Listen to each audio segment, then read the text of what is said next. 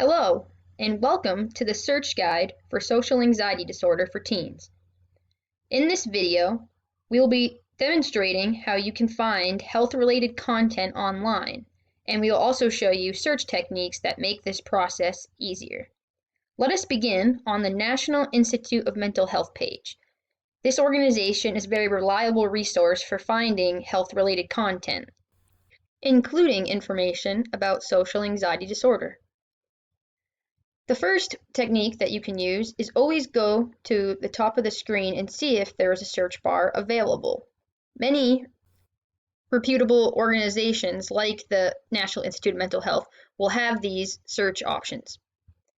If we type in social anxiety, you'll notice that there is an autocomplete feature, which makes this an easier resource to search for people who are unfamiliar with more difficult techniques. You are welcome to choose one of these options if they fit your search need, but for now, let's just go with social anxiety disorder. As you'll notice, it says recommended by the National Institute of Mental Health, and they offer available resources for you to choose from. I like this option here because it's actually relevant to my need for social anxiety disorder. And then, of course, you're welcome to look through some of the resources on this page. Let us now also go to another resource, the American Psychiatric Association. This resource is geared primarily towards medical professionals, but as you'll notice up here, there is also a patients and families link. If I scroll down through here, I would notice the anxiety disorders link, and if I click on that, it will bring me to a page with help with anxiety disorders. Another good search technique and trick that is useful for trying to find health-related content is to go to one of these reputable health organizations and then look for social media pages that they offer. For example, the American Psychiatric Association has a Twitter page, a Facebook page, and if you scroll to the bottom of the screen, you'd notice that it also has a LinkedIn account and even a YouTube channel and an Instagram. This may be surprising to you and many other people because health organizations are not usually associated with social media, but it's true.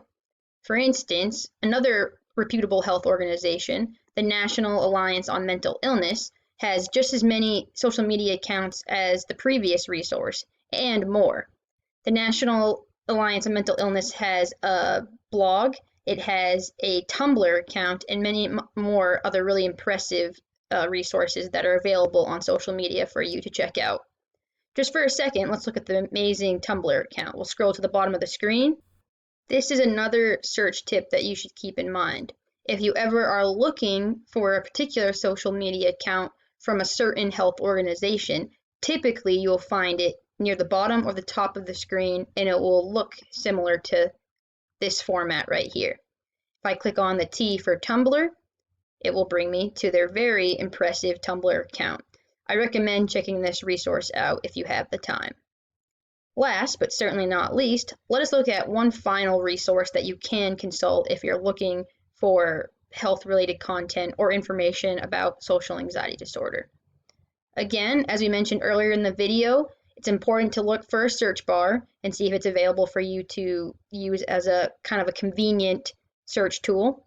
I've already gone ahead and typed in social anxiety disorder to make the process easier, and you'll notice that there's a list of results.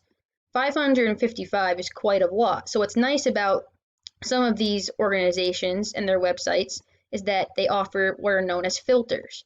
You'll notice it says refined by type. So I can narrow down my list of results by clicking on one of these filters right here. You also can filter or refine by the format type. So I can look for PDFs, which there's 49 PDFs. I can sometimes look for images, although there are no images associated with social anxiety disorder. And there's even a few videos.